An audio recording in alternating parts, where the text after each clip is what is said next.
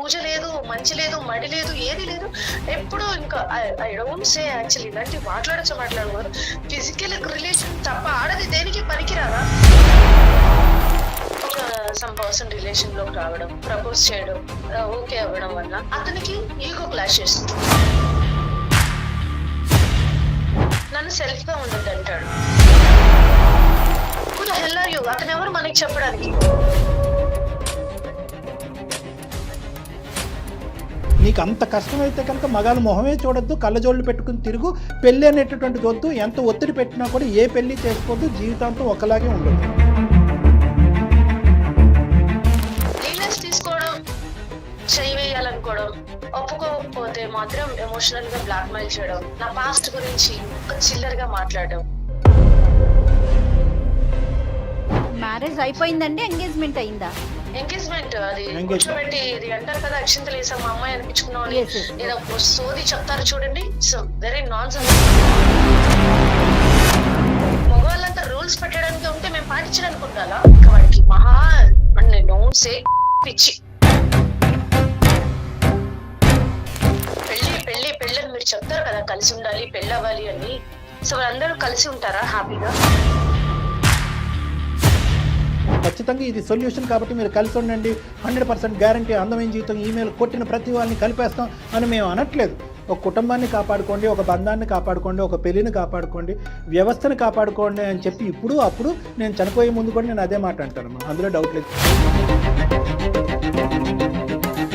Welcome to అందమైన జీవితం. నమస్తే డాక్టర్ గారు. నమస్తే జయ గారు. నైనిక అనే ఒక అమ్మాయి మనకి మెయిల్ చేసిందండి మేడం. తను ఒక ప్రశ్న వేసిందండి. అందమైన జీవితానికి మీరు ప్రతి సమస్యకి కలిసి ఉండండి, ప్రతి చోట అలా సాధ్యమవుతుందా? అది ఒకవైపే ఉండదు కదా, బోత్ సైడ్స్ ఉండాలి కదా. మీరు ఎందుకు ప్రతి చోట కలపాలి, ముందుకు తీసుకెళ్లాలని మాట్లాడతారు? అది ఎందుకు అవసరం? లాంటి ప్రశ్నలు చాలా ఉన్నాయి కళ్యాణ్ గారు. ఇంకా లాభం లేదు, మీతో మాట్లాడించాలి, దానికి సమాధానం మీరే కరెక్ట్ గా చెప్పగలుగుతారని చెప్పేసి మరొకసారి కాల్ చేసేయమంటారు? తప్పకుండా మేడం. నైనిక ఇప్పుడున్న జనరేషన్లో మెయిన్గా వచ్చేది ఏంటంటే మేడం, ఆ పేషెన్స్ తగ్గిపోవటం వల్ల ప్లస్ మైనస్ ఉంటుంది ప్రతిదానికి అని చూడట్లేదు, మైనస్సే ఎక్కువ చూస్తుంది. అవునండి. హలో నైనిక గారండి మాట్లాడేది. నమస్తే అండి, నేను జయానండి, సుమన్ టీవీ అందమైన జీవితం ప్రోగ్రామ్ నుంచి కాల్ చేస్తున్నాను. ఫైన్ అండి, మీరు ఎలా ఉన్నారు? మీ మెయిల్ చూసామండి. నాతో పాటు డాక్టర్ కళ్యాణ్ గారు ఉన్నారు, ఒకసారి మాట్లాడతారా? హలో అమ్మ, నైనిక అమ్మ. హాయ్ అమ్మ. ఐఎమ్ గుడ్ అమ్మా, I'm good, thanks for asking. చెప్పండి తల్లి, ఏంటమ్మా మీ ప్రశ్న ఏంటి, మీ సమస్య ఏంటమ్మా? ఆల్ ఎపిసోడ్స్ చూస్తాను సార్, చాలా బాగుంటుంది every episode, really happy sir. Thank you అమ్మా. మిమ్మల్ని ఒక క్వశ్చన్ అడుగుదాం అనుకుంటున్నాను సార్. అడగండి అమ్మా, అదేం భాగ్యం, అడగండి. మ్యారేజ్ లైఫ్ పట్ల మీ ఒపీనియన్ ఏంటండి? ఇద్దరు మధ్యరాత్రిలో లేపి అడిగినా కూడా పెళ్ళి అనేటటువంటి బంధం గురించి, కుటుంబం అనేటటువంటి వ్యవస్థ గురించి, మన కల్చర్ గురించి ఎప్పుడు కూడా నేను పాజిటివ్గానే మాట్లాడతాను. కానీ నేను యూజువల్గా నా క్లినిక్లో అద్భుతమైనటువంటి సంఘటనలు ఏమి విన్న కదమ్మా, చాలా బాధాకరమైనటువంటి పరిస్థితుల్లో, దిక్కుతోచినటువంటి పరిస్థితుల్లో, సమస్యకి పరిష్కారం లేనటువంటి పరిస్థితుల్లోనే చాలామంది నా దగ్గరకు వస్తారు. అయినా కానీ మధ్యరాత్రిలో నన్ను లేపి అడిగినా కూడా ఒక కుటుంబాన్ని కాపాడుకోండి, ఒక బంధాన్ని కాపాడుకోండి, ఒక పెళ్లిని కాపాడుకోండి, వ్యవస్థను కాపాడుకోండి అని చెప్పి ఇప్పుడు అప్పుడు నేను చనిపోయే ముందు కూడా నేను అదే మాట అంటానమ్మా, అందులో డౌట్ లేదు. ఇంతకు మించి నేను ఏం చెప్పలేను. సెటిల్మెంట్ చెప్పినాక వెళ్ళిపోతారు కదా, సో అందరూ కలిసి ఉంటారా హ్యాపీగా? ఉండాలనే కోరుకుంటారు కదమ్మా. నువ్వు ఒక పరీక్ష రాస్తున్నావు అమ్మా, పాస్ అవ్వాలని రాస్తావా, ఫెయిల్ అవ్వాలని రాస్తావా? సో మా ఉద్దేశంలో ప్రతి సమస్య ఒక పరీక్ష, ఆ పరీక్షలో మేమిద్దరం ఆ పరీక్ష రాయడానికి మేము ముందుకెళ్తున్నాం, ఆ పరీక్షలో మేము పాస్ అవుతాం. అంటే మా దగ్గరకు వచ్చేటటువంటి సమస్య ఒక పరీక్ష లాంటిది మా ఇద్దరికి. ఆ పరీక్షలో మేము పాస్ అవ్వాలనేటటువంటి ఉద్దేశంతో, దృఢ సంకల్పంతో ముందుకెళ్తాము. మా సంకల్పం బలమైంది అయితే కనుక ఖచ్చితంగా ఆ కుటుంబం కలిసి ఉంటుంది. చాలా వేరియబుల్స్ ఉంటాయి. ఇప్పుడు ఖచ్చితంగా ఇది సొల్యూషన్ కాబట్టి మీరు కలిసి ఉండండి, 100% గ్యారంటీ, అందమైన జీవితం, ఈమెయిల్ కొట్టిన ప్రతి వాళ్ళని కలిపేస్తాం అని మేము అనట్లేదు. మా అదృష్టం బాగుండో, మా సంకల్పం బాగుండో, మేము చేసేటటువంటి ప్రయత్నం 95% ఆఫ్ ద కేసెస్లో ఫలిస్తుంది. ఆ తర్వాత చాలా వేరియబుల్స్ ఉంటాయి. మనస్తత్వాలు మారటం, పరిస్థితులు మారటం, కుటుంబ సమస్యలు మారటం, దానివల్ల ఏదన్నా మార్పు వల్ల వాళ్ళు కలిసి ఉండకపోవటం అనేది జరగచ్చు. కానీ మేమేమి ఇక్కడ అగ్రిమెంట్లు, డాక్యుమెంట్లు రాసుకుని ఇక్కడ ఒప్పందం అయిన తర్వాత సచ్చినట్టు మీరు కలిసే ఉండాలని చెప్పి మేము ఎప్పుడూ అనలేదు.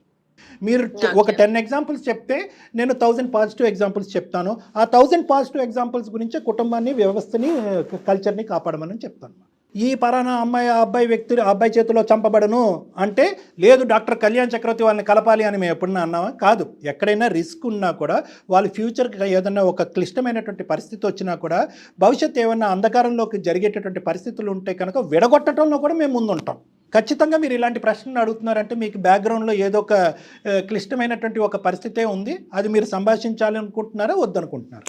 Yes thank you for guessing. Actually నా విషయం వస్తాను. నేను ప్రాపర్ తెలుగు రాష్ట్రాలకే, బట్ ఎక్కడ అనేది నేను ఏం చెప్పను, హోల్డ్ చేస్తాను. దెన్ నేను బాగా చదువుకున్నాను.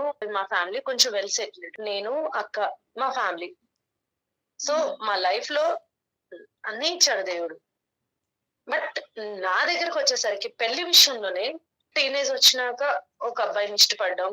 మీరు అడిగారు కాబట్టి చెప్తున్నాను. మీకు నేను ఏంటో తెలిస్తేనే కదా నా క్వశ్చన్స్ కి మీరు కరెక్ట్ రీజన్ చెప్పండి. టీనేజ్ లో ఒక అబ్బాయిని ఇష్టపడ్డాం, మాట్లాడుకోవడం, situations, family, religion, some discussion వల్ల బ్రేకప్ అయి దూరం ఉన్నాం. అది అయిపోయింది. ఎడ్యుకేషన్ కంప్లీట్ అయ్యే టైంకి సేమ్ మళ్ళీ ఒక సమ్ పర్సన్ రిలేషన్ లోకి రావడం, ప్రపోజ్ చేయడం, ఓకే అవ్వడం వల్ల అంతా ఓకే అయింది. అతనికి ఈగో క్లాషెస్, నన్ను సెల్ఫ్ గా ఉండద్దు అంటాడు. సో ఎవరు థర్డ్ పర్సన్, సెకండ్ పర్సన్ వచ్చారు, మనల్ని మనం ఎందుకు మార్చుకోవాలి? Who the hell are you? అతను ఎవరు మనకి చెప్పడానికి? సో అది వదిలేశాను. సో హెల్దీ రిలేషన్, ఎటువంటి లిమిట్స్ క్రాస్ అవ్వలేదు. I know very well my limits. Actual అది బ్రేకప్ అయింది. నేను అసలు ఈ లైఫ్ ఆల్రెడీ చిన్నతనం నుండి రిస్ట్రిక్షన్స్ తో వాటితో ఉన్న నేను చాలా ఇదిగా ఉండి అసలు బ్రేకప్ చెప్పేసాను. థర్డ్ వన్ వచ్చాడండి ఒక లైఫ్ లో, వాడికి బ్రేకప్ అయిందన్న ఎమోషనల్ తో నన్ను మాట్లాడడం చేయడం చేశాడు. లీనెస్ తీసుకోవడం, చేయి వేయాలనుకోవడం, ఒప్పుకోకపోతే మాత్రం ఎమోషనల్ గా బ్లాక్ మెయిల్ చేయడం, లేదంటే నా పాస్ట్ గురించి ఒక చిల్లర్ గా మాట్లాడడం. అసలు అంటే ఐ డోంట్ నో యాక్చువల్లీ ఒక రిలేషన్ అంటే ఇంకా ఫిజికల్ ఏనా? ఒక నా ఫ్రెండ్ వాళ్ళ హస్బెండ్ ఉన్నారు, తనతో కూడా ఇదే ప్రాబ్లం. మ్యారేజ్ అయింది పేరుకే. తను ఎంత టార్చర్ చేస్తాడంటే పూజ లేదు, మంచి లేదు, మడి లేదు, ఏది లేదు. ఎప్పుడు ఇంకా ఐ డోంట్ సే యాక్చువల్లీ ఇలాంటివి మాట్లాడకూడదు. ఫిజికల్ రిలేషన్ తప్ప ఆడది దేనికి పనికిరాదా? వాడికి కూడా సలాం కొట్టేసి నేను బెంగళూరు వచ్చి సెటిల్ అయిపోయాను. నా జాబ్ నేను చేసుకున్నా. మమ్మీ వాళ్ళు పెళ్లి చూపులు అంటే ఇంట్రెస్ట్ లేదమ్మా తల్లి, మీకు ఒక నమస్కారం, నేను అసలు పెళ్లే చేసుకోనంటే నేను చస్తాము బతుకుతామంటే టార్చర్ పెడితే పెళ్లికి ఒప్పుకున్నాను. పెళ్లి చూపులైన ఏదో చీర పెట్టేశారు, మా అమ్మాయి నక్షంతలు వేశారు, అంతే. ఇంకో టార్చర్, జాబ్ చేయకూడదు, అమ్మ నాన్నని చూసుకోవాలి. మ్యారేజ్ అయిపోయిందంటే ఎంగేజ్మెంట్ అయిందా? ఎంగేజ్మెంట్ అది కూర్చోబెట్టి ఇది అంటారు కదా, అక్షింతలు వేసాం మా అమ్మాయి అనిపించుకున్నాం ఏదో సోది చెప్తారు చూడండి. It's very non sense actually. I'm sorry, నేను అందరినీ అనట్లేదు. మగవాళ్ళంతా రూల్స్ పెట్టడానికి ఉంటే మేము పాటించడానికి ఉండాలా? అది అయింది. అదే ఆల్మోస్ట్ ఎంగేజ్మెంట్ వరకు వచ్చి అది బ్రేకప్ అయింది. Okay. Last but not least recent గా కూడా సేమ్ ఎంగేజ్మెంట్ వరకు వచ్చి వాడు అంతే. ఇంకా వాడికి మహా డోంట్ సే పిచ్చి. ఈ మైండ్ సెట్స్ తో పెళ్ళెలా చేసుకోవాలి? పెళ్ళని మీరు చెప్తారు కదా, కలిసి ఉండాలి, పెళ్ళి అవ్వాలి అని. సో ఇప్పుడు నేను చెప్పిన 5 టైప్ ఆఫ్ క్యారెక్టర్లు నాకే తగిలారు సార్. ఐ క్లారిటీ ఉంది, నా ఒక్కదానికే కాదు, 200%, 98% ఆడపిల్లలందరికి ఇలాంటి జతవలు తగులుతూనే ఉంటారు. సారీ, అంతకన్నా గౌరవమైన మాట నాకు రాదు. ఇలాంటి వాళ్ళు తగులుతున్నారు. వాళ్ళతో అడ్జస్ట్ అవ్వాల జీవితంతో. 20 years ఇష్టంగా పెరిగిన అమ్మాయి, 20 years ఏ కష్టం తెలియకుండా మన అమ్మ నానే కదా అని ఆడుతూ పడుతూ పెరిగిన అమ్మాయి, 80 years, అదే ఇప్పుడున్న జనరేషన్ బతికేది మహా అయితే 50 years అనుకోండి, అంటే 30 to 40 years జీవితాంతం బానిసలా బతకాల్సిందని. ఎందుకు సార్ అప్పుడు పెళ్లిళ్ళు? అమ్మ నువ్వు చాలా ఇమోషనల్గా మాట్లాడేవమ్మా. నువ్వు మాట్లాడిన దాంట్లో ఎటువంటి తప్పు లేదు. నువ్వు 5-6 సందర్భాలు సంఘటనలు చెప్పావు మాకు. ఈ 5-6 సంఘటనలు సందర్భాలు వచ్చుంటే కనుక నువ్వు ఎవరైతే కనుక మగవాళ్ళని డిస్క్రైబ్ చేసావో సింగిల్ హ్యాండెడ్గా నీ యొక్క మాట తీరు బట్టి, నీ ఆలోచన, నువ్వు వ్యక్తపరిచేటటువంటి హావభావాలు బట్టి నీ వ్యక్తిత్వం అయితే నేను చెప్పగలను. కానీ అది ఈరోజు ప్రస్తావన కాదు కాబట్టి నేను చెప్పను. ఎందుకంటే నీ గురించి కూడా మాట్లాడేటటువంటి వాళ్ళు ఎవరన్నా ఉంటే కనుక బహుశా మాకు బ్యాలెన్స్డ్గా అసలు ఈ సిచ్యువేషన్లో ఏం జరుగుండొచ్చు అన్నది అర్థమవుతుంది. 5 సంఘటనలు 6 సంఘటనలు నాకు తెలియదు. నువ్వు లైన్గా చెప్పుకుంటూ పోయి నేను కరెక్ట్గా లెక్క పెట్టలేదు, తప్పనుకోవద్దు. కేవలం నువ్వు చెప్పినటువంటి అంశాలు ఏవైతే ఉన్నాయో చాలా దురదృష్టకరమైనటువంటి, బాధాకరమైనటువంటి అంశాలు. నీ తరపున అంటే మాకు పూర్తి స్థాయి సానుభూతి అనేది ఉంది. కానీ మేము సానుభూతి పట్టడం అనేటటువంటిది కాదు కదా నువ్వు ఇక్కడ మా దగ్గరకు వచ్చింది. నీ బదులుకి సమాధానం కావాలి అనేది వచ్చావు కాబట్టి ఓకే. నువ్వు చాలా ఫ్రస్ట్రేషన్లో ఉన్నావమ్మా. మా వరకు వచ్చినా కూడా కొట్టుకోటాలు అనేటటువంటిది పక్కన పెడితే తర్జన భర్జనలు కొద్దిగా మాట అనేటటువంటి జరుగుతూ ఉంటాయమ్మా. బంధంలో ఆప్యాయత, ప్రేమ, బాండింగ్ అనేటటువంటిది ఉంటే కనుక ఎలాంటివన్నీ తీసి పక్కన పెట్టేసి ముందుకు వెళ్ళిపోతాం. సర్దుకోవటం, దిద్దుకోవటం, కాంప్రమైజ్, ఈ 3 పదాలు జాగ్రత్తగా గుర్తుపెట్టుకోండి. 6 సందర్భాల్లో నువ్వు నా వరకు నా క్లినిక్ దగ్గరికి కానీ ఇలాంటి అందమైన జీవితం ప్రోగ్రామ్కి వస్తే కనుక మేము ఏం చేసి ఉండేవాళ్ళం అంటే కనుక ఖచ్చితంగా నీకు ఒక టార్చరు, నీతో ఒక మిస్బిహేవియరు, నీతో ఒక పద్ధతిగా వ్యవహరించలేనటువంటి పూర్తిగా మగాళ్ళు అందరూ డాష్ అనేటటువంటి పదాలు దయచేసి విరమించుకోండి అమ్మా. అది మేము పూర్తి స్థాయిలో ఖండిస్తున్నాము. ఇక్కడ 6 మగాళ్ళని ఊహించుకుంటూ ఇక్కడ నాతో గొడవ పెట్టుకోకండి. నేను సమాధానం చెప్పడానికి ఇక్కడ ఉన్నాను. మీ యొక్క ఆలోచన శైలి ఏదైతే ఉందో 6 మగాళ్ళకి సంబంధించినటువంటిది కరెక్టే. ప్రత్యేకంగా ఈ అమ్మాయిని ఇబ్బంది పెట్టాలి అనేటటువంటిది వాళ్ళ వర్షం చెప్పకుండా ఒక బంధం గురించి కానీ మీరు చెప్పినటువంటి 6 రిలేషన్స్ గురించి కానీ నేను ఈరోజు జడ్జిమెంట్కి రాలేను. అది యాదృచ్ఛికం అవ్వచ్చు, దురదృష్టం అవ్వచ్చు, మీ యొక్క మెంటాలిటీ అయి ఉండొచ్చు, మీ అదృష్టం బాగాలేక అలాంటి వాళ్ళే వచ్చి ఉండొచ్చు. I'm sorry to say. ఇంకొక 10 మంది అంశాలు కూడా మీరు ఈరోజు తీసుకొచ్చినా కూడా అయినా కానీ నేను పెళ్ళిని సమర్థిస్తాను, బంధాన్ని సమర్థిస్తాను. కానీ ఇందాక కూడా నేను వేరే అంశంలో కూడా చెప్పాను, కల్పించటం ఒక్కటే మా ధ్యేయం కాదు, మా ఆలోచన కాదు, మా కర్తవ్యం కాదు. కలపాలనేటటువంటిది దృఢ సంకల్పం, ఒక బలమైనటువంటి కోరిక ఉన్నా కూడా రిస్క్ ఫ్యాక్టర్స్, మళ్ళీ ఆ పదం నీకు చెప్తున్నాను, రిస్క్ ఫ్యాక్టర్స్ అంటే ఆ వ్యక్తి యొక్క ఒక స్వార్థపూరితమైనటువంటి ఆలోచనతో వేరే విధంగా నిన్ను వాడుకోవాలన్నా, లేదంటే నీ సిచ్యువేషన్ని, నీ బలహీనతని అడ్వాంటేజ్ తీసుకోవాలన్నా, నీ స్వేచ్ఛని హరించాలనేటటువంటి ఉద్దేశం ఉన్నా, లేదంటే నీకు ప్రాణభంగం కానీ, లేదంటే నీ కెరియర్ భంగం కానీ, భవిష్యత్తుకు సంబంధించినటువంటి భంగాన్ని కానీ ఉంటే కనుక ఇదేనమ్మా రిస్క్ ఫ్యాక్టర్ యొక్క డెఫినేషన్. ఇందులో 100% రిస్క్ 10% అన్న కాదు, 1% రిస్క్ ఉన్నా కూడా నువ్వు ఏదైతే నిర్ణయం తీసుకుని ఈ మగాళ్ళని అందరికీ గుడ్ బై చెప్పి ముందుకు వెళ్ళిపోయావో అదే నిర్ణయం అందమైన జీవితం కూడా తీసుకుని ఉండదు. ఇప్పుడు మీకు జరిగిన సందర్భాలే అందరికీ జరగాలని లేదు, జనరలైజ్ చేయకండి, అది నేను అనేది. నీకు అంత కష్టమైతే కనుక మగాళ్ళ మొహమే చూడొద్దు, కళ్ళజోళ్ళు పెట్టుకుని తిరుగు, పెళ్ళి అనేటటువంటిది వద్దు. ఎంత ఒత్తిడి పెట్టినా కూడా ఏ పెళ్ళి చేసుకోవద్దు, జీవితాంతం ఒకలాగే ఉండు. But that's your personal opinion. ఒక పర్టికులర్ సిచ్యువేషను, ఒక పర్టికులర్ సందర్భాన్ని కంట్రోల్ చేసేటటువంటి ఫ్యాక్టర్స్ ఎన్నో ఉంటాయేమో ఒక పెళ్ళికి. అందుగురించే కదా పెద్దవాళ్ళు ఈ సాంప్రదాయం, ఆ జాతకం, ఈ కులం, ఆ గోత్రం అని చెప్పి ఎందుకు ఇవన్నీ కూడా ఇలాంటి అంశాలన్నీ పరిగణలోకి తీసుకొచ్చి ఒక అమ్మాయిని అబ్బాయిని కలపడానికి ప్రయత్నం ఎందుకు చేస్తారు అంటే కనుక మనకి తెలియనటువంటి పరిస్థితులను కూడా కాపాడు అయ్యా భగవంతుడా అనేటటువంటి ఉద్దేశంతో ఇవన్నీ కూడా ఎక్కడ మ్యాచింగ్ చేసుకుంటూ వెళ్తాం. ఎందుకంటే వ్యక్తిత్వాలు ఉంటాయి, అమ్మాయి అబ్బాయి వ్యక్తిత్వాలు ఉంటాయి, ఆ వాళ్ళిద్దరి మధ్యన ఉండేటటువంటి ఆలోచన శైలి ఉంటాయి, ఆ పుట్టి పెరిగేటటువంటి వాతావరణం బట్టి ఇన్ఫ్లుయెన్స్ ఉంటాయి. వీళ్ళిద్దరు బాగా బాండ్ అయినా కూడా వెనకాతలు ఉండేటటువంటి ఫ్యామిలీ మెంబర్స్ హ్యాపీగా ఉంటారో లేదో, అక్కడుండే అత్త, ఇక్కడుండే మామ, ఇక్కడుండే అన్న, అక్కడుండే చెల్లి. సో ఇలాంటి వ్యవస్థలో రకరకాలు ఉంటాయమ్మా, చాలా ఉంటాయి. సో కాబట్టి పర్ఫెక్ట్గా ఇలాగే ఉంటే పెళ్ళి అద్భుతంగా ఉంటుందని చెప్పగలిగితే కనుక అసలు ఇలాంటి వేదికలు ఎందుకు, కౌన్సిలర్స్ ఎందుకు, జాతకాలు ఎందుకు, ఏమున్నాయి? అసలు ఆ పెళ్ళి అనేది లేకపోతే మంచి సమాజాన్ని మనం ఎక్కడ తీసుకురాగలుగుతాం? హెల్తీ నెక్స్ట్ జనరేషన్ అనేది హెల్దీగా ఉండాలి కదా. ఇలాంటి ఆడపిల్లలు చాలా మంది ఉన్నారు సమాజంలో. ఎంతో మంది మగవాళ్ళ చేతుల్లో మోసపోయేటటువంటి ఆడవాళ్ళు చాలా మంది ఉన్నారు. సరే, అందరికీ ఒక రిప్రజెంటేటివ్గా నువ్వు మాట్లాడుతున్నావు అన్నట్టుగా నాకు అనిపిస్తుంది. కానీ but at the end of the day ఒకటే, పెళ్ళి అనేటటువంటి వ్యవస్థని, గౌరవప్రదమైనటువంటి బంధాలు, కుటుంబం అనేటటువంటి వ్యవస్థని ఇలాంటివి 1000 సంఘటనలు చేసినా కూడా పక్కదో పట్టించడం, పక్కకి తీసి పెట్టడం అనేటటువంటిది కరెక్ట్ కాదు. నీ ప్రశ్న ఏంటో అడుగమ్మా. First of all I'm really big fan of the మన అందమైన జీవితం సార్. ఎప్పుడు దానికి నేను చాలా మోటివేట్ కూడా అవుతాను మనసులో. నేను ఇప్పుడు మీ దగ్గర చెప్తాను, ఇప్పుడు మాట్లాడిన ఎమోషన్ అంతా మీరు చెప్పారు. సో ఇప్పుడు నేను ఒరిజినల్ చెప్తున్నా. Thank you. సీరియస్లీ కానీ నాకు ఒక చిన్న డౌట్, చాలా మందికి మైండ్ చదివి చెప్తారు కదా, అమ్మా.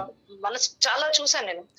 సో ఇప్పుడు నేను ఇన్ని రిలేషన్స్ బ్రేకప్ అయ్యానని చెప్పాను కదా మీకు, అవునమ్మా. అంటే నేను అసలు రిలేషన్ కి సెట్ కానా, నాతో ఏమైనా తప్పు ఉందా, నన్ను నేను నన్ను నేను స్కాన్ చేసుకుంటే నాలో ఎక్కడ నేను ఏ రిలేషన్ లో బ్రేక్ చేసిన దానిలో ఎక్కడ తప్పు అనిపించలేదు. మంచి ఐ నో అది అహంకారంతో చెప్పట్లేదు, నా సెల్ఫ్ రెస్పెక్ట్ తో ఒక పక్కన అమ్మాయి ఉంటే ఎలా ఉంటుందో అలా ఆలోచిస్తున్న. బట్ నేను రిలేషన్ కి సెట్ అవునా, సమాజానికి సెట్ అవునా, మ్యారేజ్ కి సెట్ అవునా, అసలు ఐ కాంట్ సార్, నాకు అర్థం కావట్లేదు. మీరైనా ఒక సలహా చెప్తే. సూపర్. ఇప్పుడు కాదమ్మా, నీకు ఎంత వయసు నేను అడగలేదమ్మా. నువ్వు 45 సంవత్సరాలు వచ్చి లేదంటే అమ్మా 29 సార్. 29. ఓకేనా.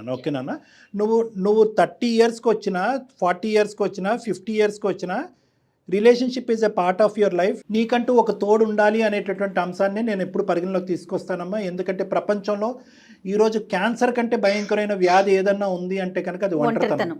ఎగ్జాక్ట్లీ డాక్టర్ గారు. సో ఈ రోజు నీకు పెద్దగా ఈ అంశాలు ఏవైతే మీరు తెచ్చారో అవేమి నేను తక్కువ చేసి చూడట్లేదమ్మా. నీ బాధ కాదు అని మాట్లాడట్లేదు. నీకేదో వ్యక్తిత్వపరమైన మానసికపరమైన లోపం ఉండటం వల్ల మగవాళ్ళు వచ్చి యూటర్న్ తిరుగుతున్నారనే మాట నేను అన్నమ్మా. అది నువ్వు ఏం జరిగింది అనేటటువంటి సంఘటనలు ఏంటి అనేది నువ్వు ఒక ఆత్మ పరిశీలన చేసుకుని ఏం జరిగింది అన్నది నువ్వు ఆలోచించుకోవచ్చు. నేను ఎప్పుడు కూడా I will never ever say మీరు ఏమన్నా నన్ను ఏమన్నా అనుకోండి, I will never ever say that you are not eligible for relationships అని నేను ఎవరిని అన్నాను. ఎందుకంటే కనుక it's a part of life. మన జన్మ, మన పుట్టుకలో ఎలాగైతే పుట్టుక అనేటటువంటిది నిజమో, ఒక చనిపోవటం అనేటటువంటిది ఒక వినకూడనటువంటి ఒక చేదు నిజమో, బంధం అనేటటువంటిది కూడా ఒక నిజం. It's a part of our life. అది ఉండటం వల్లే, ఆ బంధం, ఆ బాండింగ్ ఉండటం వల్లే మానవ జాతి అనేటటువంటిది ఈరోజు ఉంది.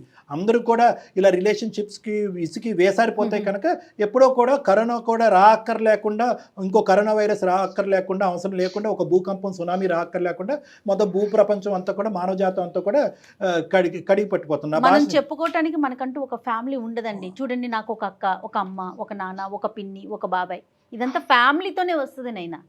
అందులో అసలు డౌట్ లేదు. But that is a rule and responsibility అమ్మా. మనందరికీ ఏంటంటే ఈ మానవ జాతిని కంటిన్యూ చేయటం గురించి, ఈ బంధాలను కంటిన్యూ చేయటం గురించి, ఇందులో ఉండేటటువంటి ప్యూరిటీని వెతుక్కు పట్టుకోవటం గురించి మనం అందరం ప్రయత్నం చేయాలి. మీ ఇండివిజువల్ ఎగ్జాంపుల్స్ నేను ఇందాక చెప్పినట్టుగా అవి చాలా దురదృష్టకరమైనటువంటి ఎగ్జాంపుల్స్, బాధాకరమైనటువంటి examples. Now let me tell you, నేను రిలేషన్షిప్కి నాట్ ఎలిజిబుల్ అంటే కనుక నో, ఐ డోంట్ అగ్రీ.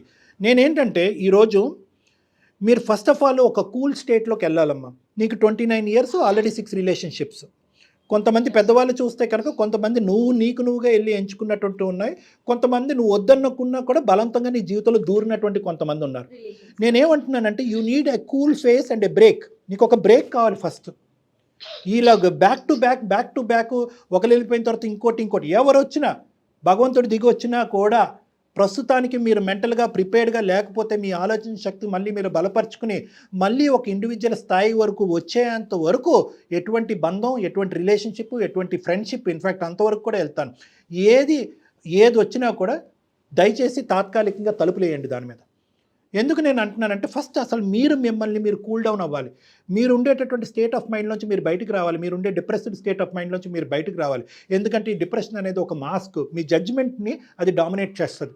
రేపొద్దున వచ్చేటటువంటి వ్యక్తి ఎవరైనా, ఇప్పుడు కాకపోతే 4 ఇయర్స్ తర్వాత ఇలా బ్యాక్ టు బ్యాక్ ఒక్కొక్క ఎపిసోడ్ వెళ్ళిపోతూ ఉంటే ఏమవుతుందంటే మీ జడ్జ్మెంట్ మీద మీకు ఉండేటటువంటి సెల్ఫ్ కాన్ఫిడెన్స్ అనేది చచ్చిపోతూ ఉంటుంది. ఆ సెల్ఫ్ కాన్ఫిడెన్స్ పోవటం వల్ల ఒక డిప్రెషన్లోకి వెళ్తారు. ఆ డిప్రెషన్ అనేటటువంటి ముసుగులో ఏంటంటే అరే ఈ నెక్స్ట్ ఛాన్స్ ఎవరైతే ఈ వ్యక్తి వస్తున్నాడో వీడు ఖచ్చితంగా కరెక్ట్ అయ్యి ఉంటాడు, వీడు నా బంగారం అంటున్నాడు, నిన్ను పూల్లో పెట్టి చూసుకుంటానంటున్నాడు, నువ్వు పని చేయక్కర్లేదు ఇంట్లోనే కూర్చో అంటున్నాడు, లేదంటే పని చేయాలంటే ఎక్కడికన్నా అన్ని విధాలుగా నాకు స్వేచ్ఛ ఇచ్చినవాడు వీడే కరెక్ట్ అనిపిస్తారు. ఆ డిప్రెషన్లో ఆ జడ్జిమెంట్ పోగొట్టుకుని ఆ వ్యక్తి ఎవరైతే వచ్చాడో ఆ వ్యక్తిని కరెక్ట్గా జడ్జ్ చేయకుండా చాలామంది ఆ పప్పులో కాలేసినటువంటి ఆడపిల్లలు పదే ఈ విధంగా మోసపోతూ ఉంటారు. సో నేనేమంటున్నానంటే మీకు you are eligible, but you need to take a break. మీరు ఒక బ్రేక్ చేసుకోండి. ఈ బ్రేక్లో మీరు ఆత్మ పరిశీలన చేసుకోండి. అవతల వాళ్ళు ఎలా తప్పయ్యారు అన్నటువంటిది చెప్పడం, అలా ఒక వేలు ఎత్తి చూపెట్టడం చాలా ఈజీ అమ్మ. ఇంకో విధంగా అనుకోకండి. ఒక వేలు అటువైపు చూస్తే ఒక 4 వేలు మన వైపు తిరిగి ఉన్నాయి. ఒకసారి ఆత్మ పరిశీలన చేసుకోండి.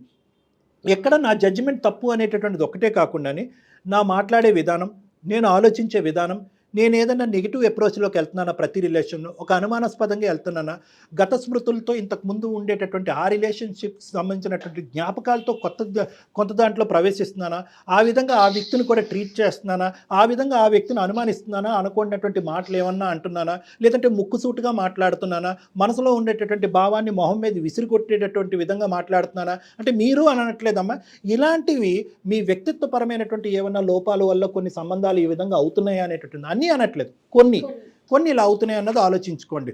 సో నేనేమంటున్నానంటే ఫస్ట్ డిప్రెషన్ అనేటటువంటిది క్లియర్ అవ్వాలి. నెంబర్ 2, మీరంటూ ఒక బ్రేక్ తీసుకోవాలి. ఈ బ్రేక్లో మీ అదర్ యాక్టివిటీస్ ఏమన్నా మీ ఉంటే కనుక, హాబీస్ కానీ, ఇంకేమన్నా హెల్త్ పరమైనటువంటి అంశాలు కానీ, కెరియర్ పరమైనటువంటి అంశాలు కానీ, 29 ఇయర్స్ మీరు చదువుపరమైనటువంటి అంశాలు కానీ, వీటన్నిటి మీద ఫోకస్ పెట్టండి. మ్యారేజ్ అనేటటువంటిది, రిలేషన్షిప్ అనేటటువంటిది తీసి పక్కన పెట్టండి. ఆత్మ పరిశీలన చేసుకోండి, వ్యక్తిత్వాన్ని ఇంప్రూవ్ చేసుకోండి. అప్పుడు మీరు కరెక్ట్గా ముందుకెళ్ళండి. కరెక్ట్ అయినటువంటి వ్యక్తిని మీరు జడ్జ్ చేయగలరు, కరెక్ట్ అయినటువంటి వ్యక్తి మీ జీవితంలో ప్రవేశిస్తాడు. ఇప్పటికీ నాకు 200% నమ్మకం ఉందమ్మా, బికాజ్ యూఆర్ జస్ట్ 29. కూల్ అయ్యావా? కొంచెం ఓకే సార్, కూల్ అని కాదు, మమ్మీ వాళ్ళు కూడా ఇదే చెప్తారు, కానీ ఏమంటారు, మీరు చెప్తే అది బాగుంది, ఇంటి వాళ్ళు చెప్తే ఏదోలా ఉంది, బట్ కానీ నేను ట్రై చేస్తాను. బట్ ఎవరి మీద నాకేం విరక్తి లేదు. బట్ ఐఎమ్ సారీ, మీ అభిమానం అయి ఉండి ఇలా క్వశ్చన్ చేసినందుకు ఫస్ట్ అయ్యో అట్లా రైట్ అమ్మా, కానీ నేను ఏమంటున్నానంటే పదజాలంలో జాగ్రత్తగా ఉండండి అంటున్నాను, వాడే పదాలతో జాగ్రత్త అని అంటున్నాను. చాలా ఇబ్బంది పడే అమ్మాయిలకి ఒక ఆన్సర్ కోసం నేను ఇలా చేశాను. నేను డైలమాలో ఉన్నాను. అయినో చాలా రిలీఫ్ వచ్చింది నాకు. ఓకే సార్, మీరు చెప్పిన ప్రతి ఒక్కటి నేను తీసుకుంటాను. కూల్ గా ఉంటాను, నోరు కంట్రోల్లో పెట్టుకుంటాను. అది కంట్రోల్ కాదమ్మా, కొద్దిగా ఏమన్నా ఇమోషన్స్ ఉంటే కనుక ఇమోషన్ కంట్రోల్, యాంగర్ మేనేజ్మెంట్ ఎలాగన్నదో ఆలోచించు. ఒక మాతో మాట్లాడటం గురించే మాట్లాడలేదండి, జనరల్ వేలో చెప్తా ఉన్నారు అంతే. ఓకే మ్యామ్, రైట్ అండి, all the best. Thank you. నా లైఫ్ లో ఏ గుడ్ ఉన్నా మీతోనే షేర్ చేసుకున్నాను. ష్యూర్ గా, డెఫినెట్ గా. Today you both of make my day, sir. Thank you so much once. Thank you. All the best. Namaste. Thank you ma'am. Bye. Thank you. Bye. Fire చాలా అంటే తను ఎక్కడైతే face చేసిందో ఆ problems ని మొత్తాన్ని ఊహించేసుకుంటోంది. తనకి ఎట్లా అనిపించేసిందంటే, నేను ఇన్ని ఫేస్ చేస్తా ఉన్నా, మీరు అందమైన జీవితం అందరిని ఎలా కలిపేస్తున్నారు అని ఒక క్వశ్చన్ అడిగేసింది. అమ్మ నా దగ్గరికి నిజంగా మీరు నమ్మరు జయ గారు, అమ్మాయి నైనిక లాంటి వాళ్ళు బంధం అనే పదం వాడితేనే, ఫ్యామిలీ అనే పదం వాడితే, కుటుంబం అనే పదం వాడితే, రిలేషన్షిప్ అనే పదం వాడితే, పెళ్ళి మ్యారేజ్ అనే పదం వాడితే కనుక అబ్బా అదేంటంటో అదేదో ఒక మాట అన్నట్టుగా ఒక విరక్తి వచ్చేస్తారనమాట. ఎందుకంటే కనుక వాళ్ళకి ఆ పదాల చుట్టూరు వెనకతలున్న వాళ్ళ హిస్టరీని ఊహించుకుని ఇంక ఎవరి జీవితంలో ఆ పదాలు అన్నా కూడా అందరిది అది ఈక్వేట్ చేసుకుని జనరలైజ్ చేసుకుంటా ఉంటారు. అది వాళ్ళకున్న ఇండివిజువల్ పరిస్థితి.